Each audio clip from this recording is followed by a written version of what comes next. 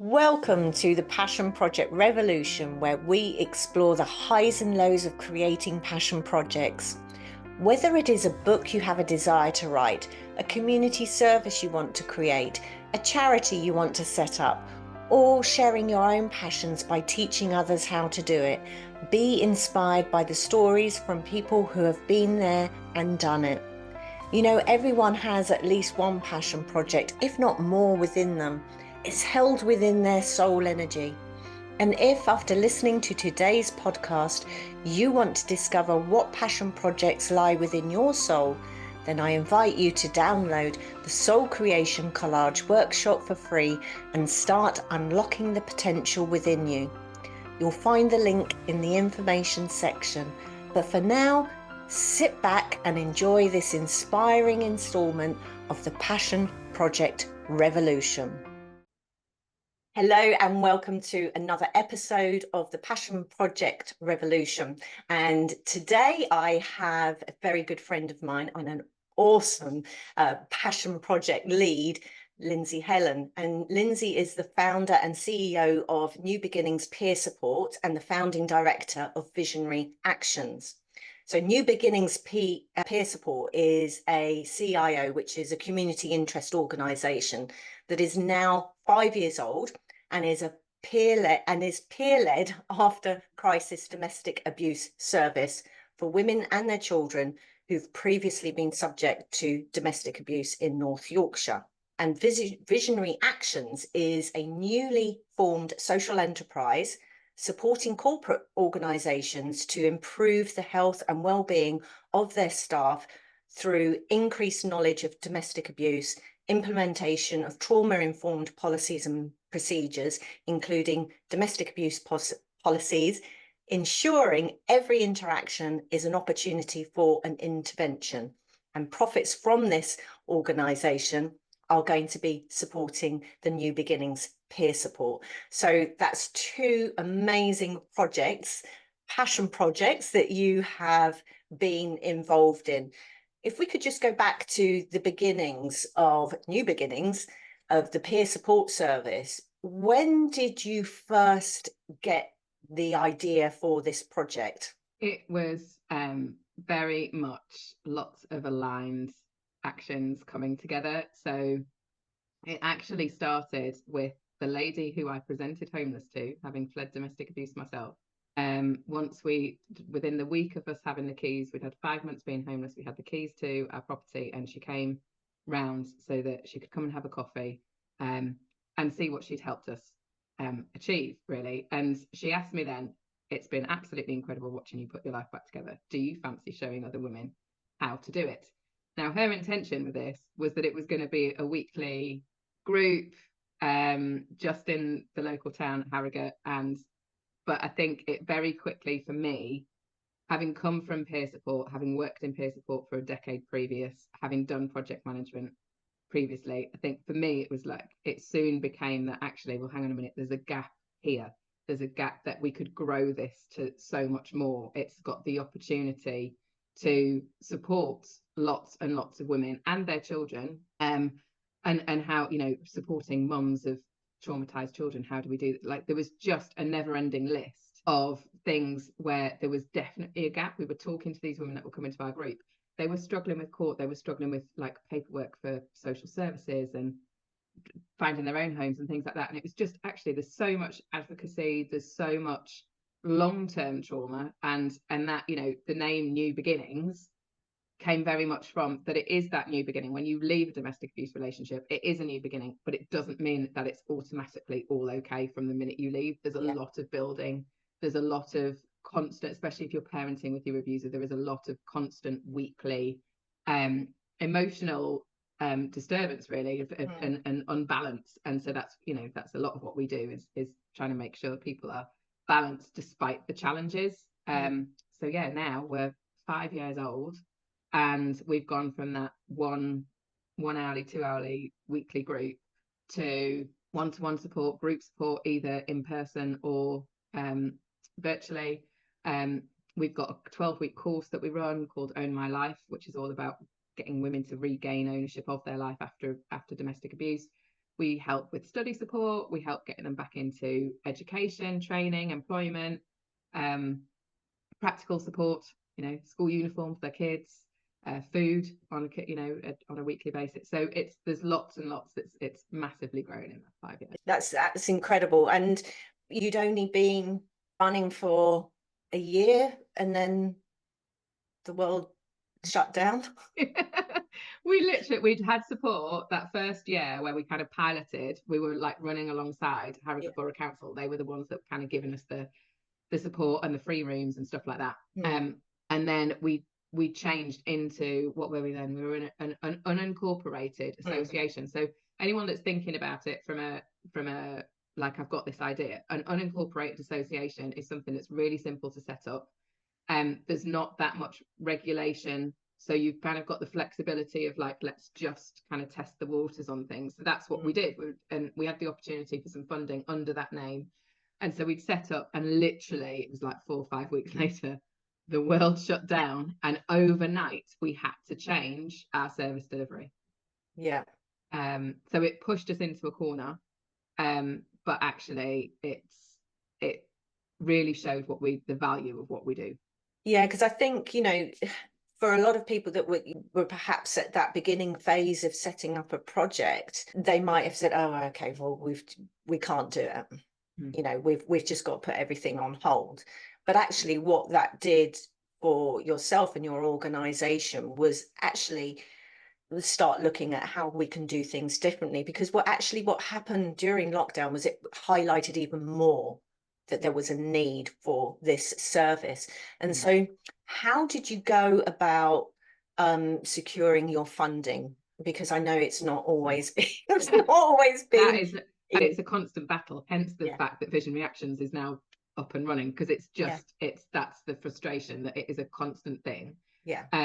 Especially now I've got staff, I've got wages, I've got other people to think about within the scenario. I think funding wise it's as long as you're in some sort of constituted organisation, there's a lot of funding available. There's usually, in everyone's area, there should be some form of community voluntary service. So whether it's a CVS, in Barnsley it's BCVS. We've in North Yorkshire here, we've got an amazing charity called Two Ridings Community Foundation. So that there's a lot of funding locally that's funneled through them, and they get to know you as an organisation themselves. So there's a local fund here that's done through like various. There's a local lotto. So if people play the local lotto, they play into the local fund. The council put some money towards it, and so that was our first. We applied for that, and they came back and went, well, we'll give you a quarter of it while you're under Harrogate Borough Council. But because they knew we wanted to be our own entity, they were like, well, we're not going to give you the other 3/4 until you do that. So they gave us a sort of gentle push with a great big carrot at the end of a stick. And they've supported us ever since, and it's been absolutely incredible. And then it's that, as long as you've got a bank account in your organisation name, you've got other people that aren't related involved in the organisation, so whether it's directors or trustees. So they just want to know a bit of basic due diligence. There's an organisation called Community First Yorkshire where we are, and they do a lot of support in that. How do you set up your basic constitutional documents, all of those kind of things. But usually a CVS or there will be an organisation in anyone's area that is designed to help with all of those, the nitty-gritty bits that you need in place to then be able to apply for funding. So if someone has, if someone's got an idea to set up a project that is going to be community based, basically what you're saying is your first port of call needs to be your community voluntary service council, because they are the ones that will be able to point you in the right direction for funding. And I know that years ago, I'm not sure if it's still the case, I know years ago when I was setting up a project in London, we also had access to training that was helping with funding bids, how to chair an organisation, how to put a committee together, all of the practical steps that you perhaps wouldn't think about when you've got this amazing idea and you just want to get on and do it. There are practical elements that you need to consider And so do they still offer support in They that? still offer. There's quite, like where we are, there's quite a few people doing different bits and pieces. Yeah. Would also, when you get in and you see an idea, if you see, the best ideas are those where you can see a gap and you can evidence the gap, and that's what they will ask you to do. They'll ask you to evidence, like, well, why are we going to like fund you over X, Y, and Z? And it's, so if you can evidence the gap, you can see why you're doing things differently. They love peer-led stuff. So obviously I come from a lived experience background, as much as it's all peer support's also been my career. It's I've come from that lived experience background. I'm quite happy to tell my story. So and I can relate that to my clients. And you know, as time's gone on, we've done things like build case studies and all of those to evidence it. But when you're first doing it, I think it's that evidencing that need. How many people do you think you can support? And how can you do it? Sort of what cost do you need to do it? The one thing I will say regarding cost is don't necessarily expect to cover your own personal wage anytime soon. And the your funding is more likely to be things for room hire, materials, volunteer costs or petrol costs. So you can obviously cover your own transport costs and maybe like expenses and things like that. But as a general rule, you're not going to be getting any massive amounts of funding to start paying wages and things to start off. What they like to do is, obviously, you're a new bank account, you're a new entity. So they'll give you sort of maybe 2,000-3,000, maybe up to 5,000 for any new ones. That tends to be the rule, no more than 5. And then when you've had a couple of those, they'll start thinking about giving you 10.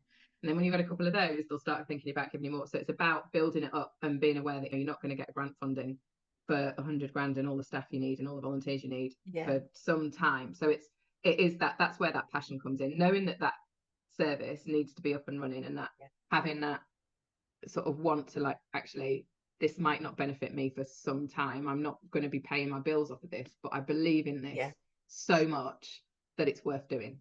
Exactly. And I think I hope you don't mind me saying, because I do know your personal story, but I know for you it helped you tremendously to focus on doing something good in your community whilst you were still coming to terms with with the trauma of what you'd been through. Having up sticks, ended up back in Yorkshire, which I never thought I would. And obviously having a very, very small child. He was only 8 months when we left. And so it's a lot, and it's built a community. It's built a community around me. And also I think it's there's a lot at the moment. So about sort of really noticing women leaders, what we have to give. There's a lot about equality. It's been an argument and a disagreement and all the rest of it, a discussion from decades. But there is a really, really positive vibe at the moment about women supporting women in leadership and having those conversations. There's a lot. I had someone reach out from Warwick, women stepping out, an amazing faith-based, all different faiths. They've all come together as women, and their thing is it's all peer support for any woman who's anxious, in need of just a talk, somewhere safe to be. And they reached out to sort of say, well, how do we start this? And they're going absolutely great guns. It's amazing to see.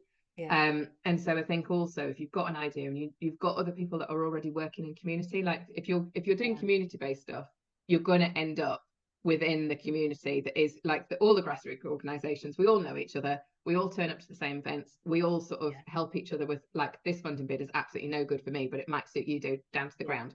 So have those conversations. There's probably like get-togethers, coffee mornings, those kind of things. Go and pick some brains, because as a general rule, certainly from my experience, grassroots are willing to, they want to see other grassroots thrive.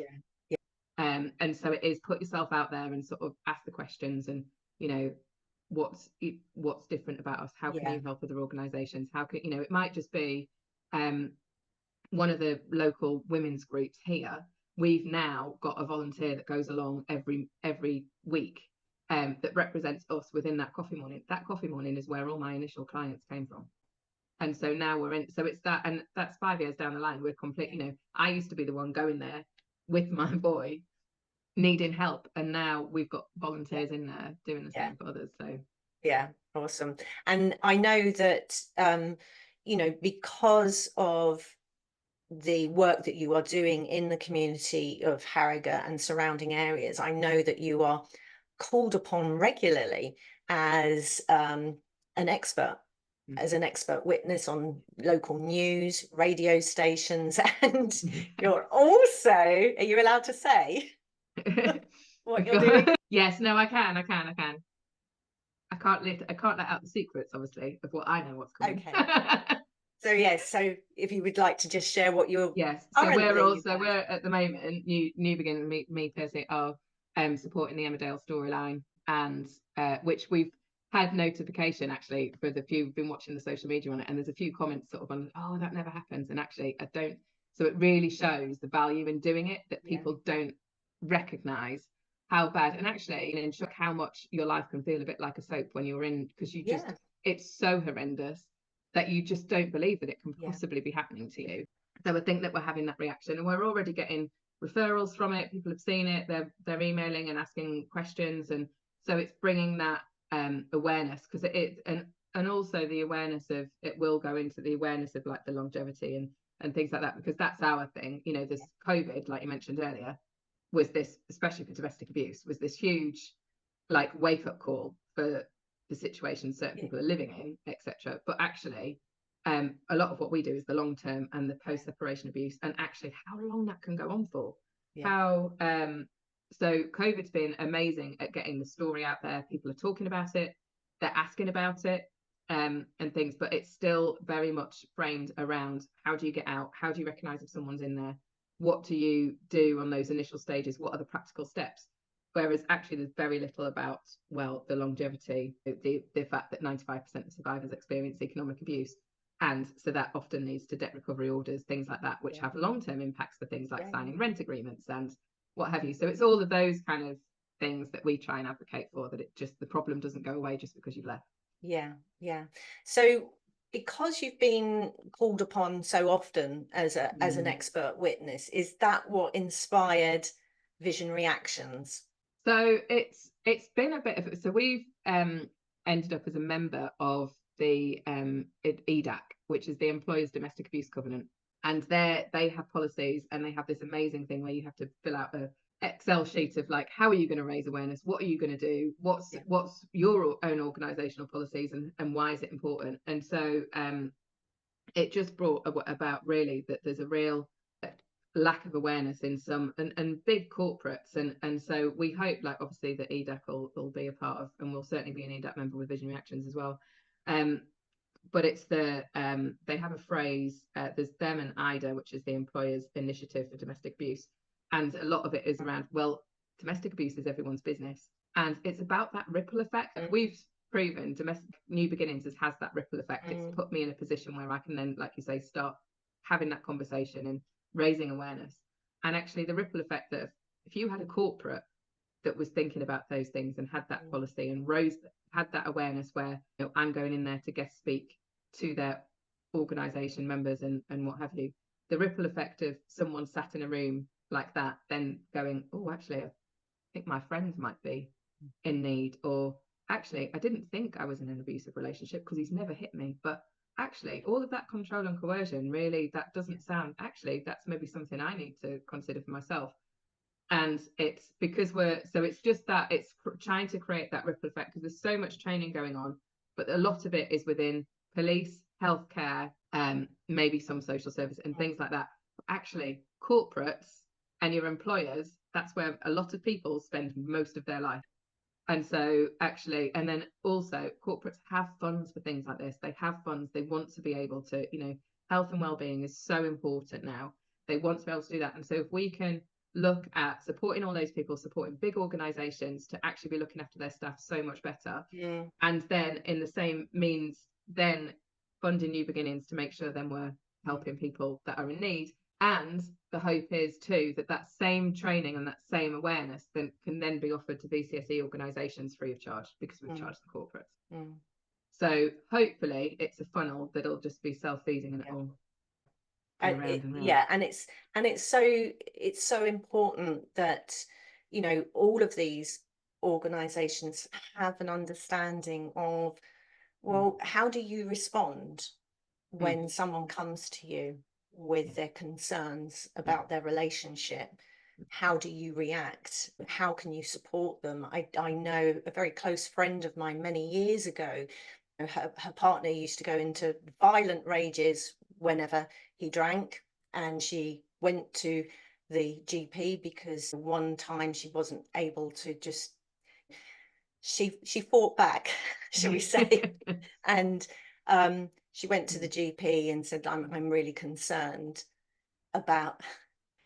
That's really sad, actually, because she was like, I'm concerned that I can't control my anger and my response to her husband.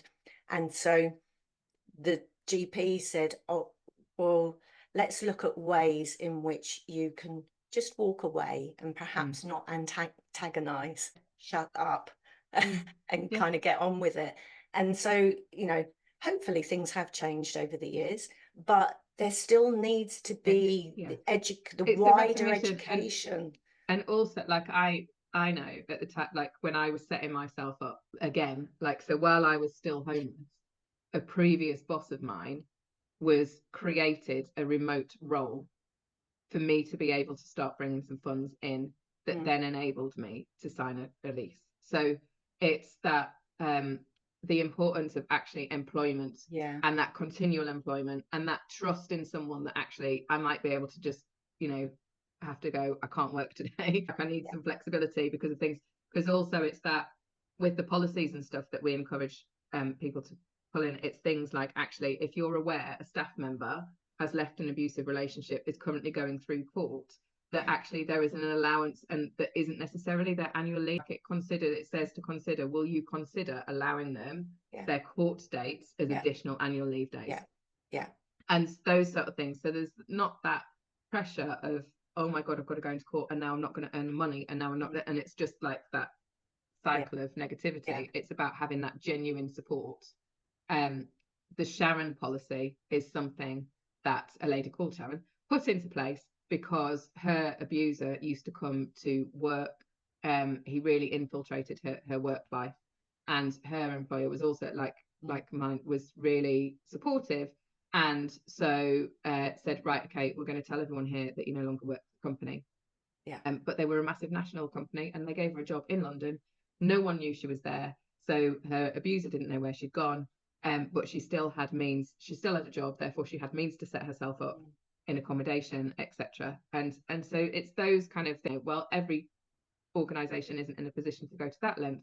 It's having those considerations, those thoughts, and just being aware that it's an issue, that actually that's a consideration to have. So I think that's really exciting that you're kind of setting up this kind of different arm of the Passion Project that is actually going to fund the grassroots community support, which is just brilliant. So throughout your journey over the last 5 years, what would you say your biggest lesson has been? I would say the biggest lesson has been that your idea isn't necessarily wanted by others. Your determination to fill a gap will naturally sometimes make others nervous, and their response to you isn't actually anything about you. It's about their own insecurity about what that means for them. And to really, in those moments, delve into what you knew to be your passion in the first place. And to remind yourself of why you're doing that. And that their opinion of you has got nothing to do with you. That's on them.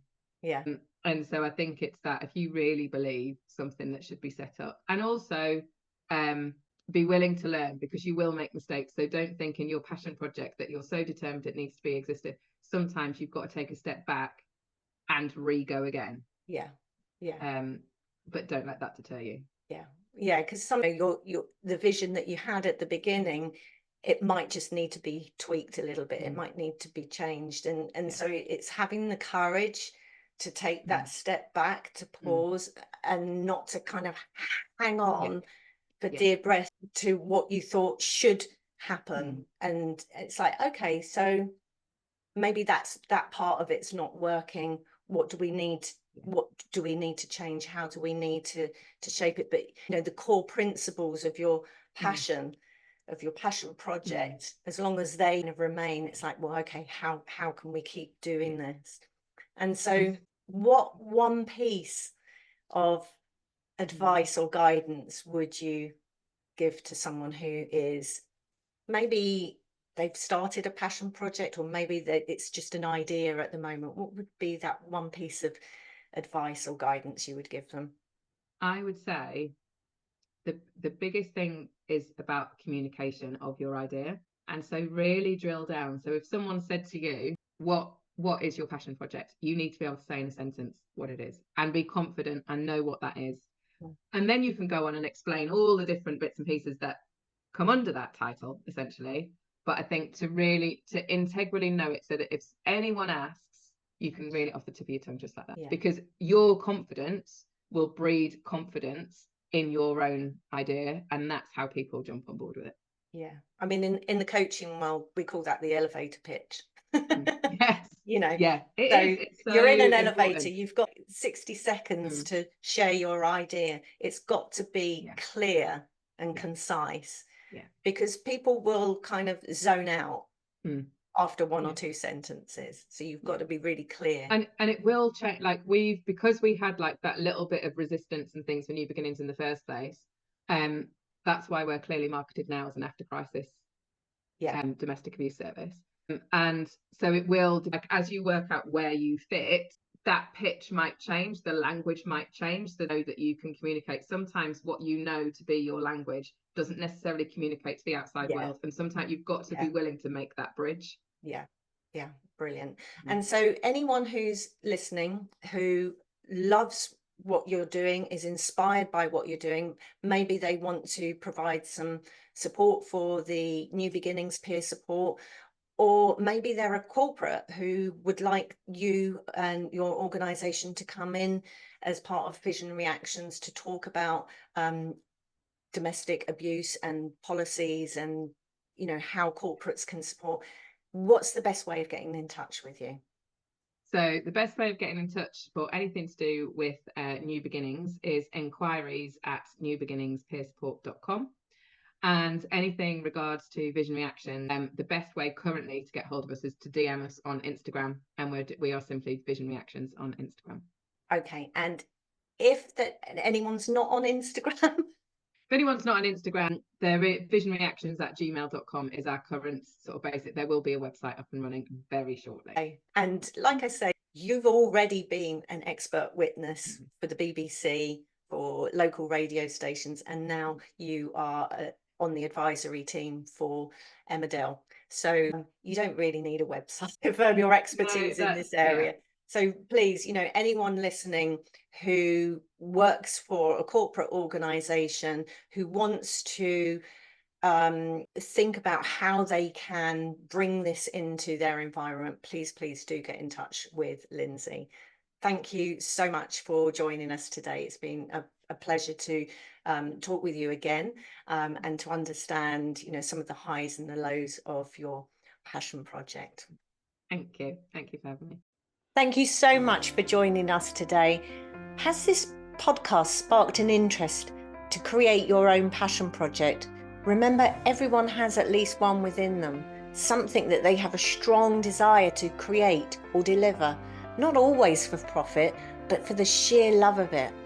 Your soul was designed in this way to help you find fulfillment in community energy. Sadly, what happens to many people is they get so caught up in survival, they forget why they chose to become physical in this time and space. But when you discover what passion projects lie within your soul, it triggers a massive uplift and a flow to inspiring energy. Basically, it feels really good and exciting, and you'll feel the momentum to take action, to create your own passion project. So if you're ready to start, have a look at all the ways that I can support you at www.thejanejackson.com. And here's one final thought to leave you with. When you create your own passion project, you are sharing love with the world around you, and that energy of love comes back to you to generate more flows to good energy and ultimate happiness for all.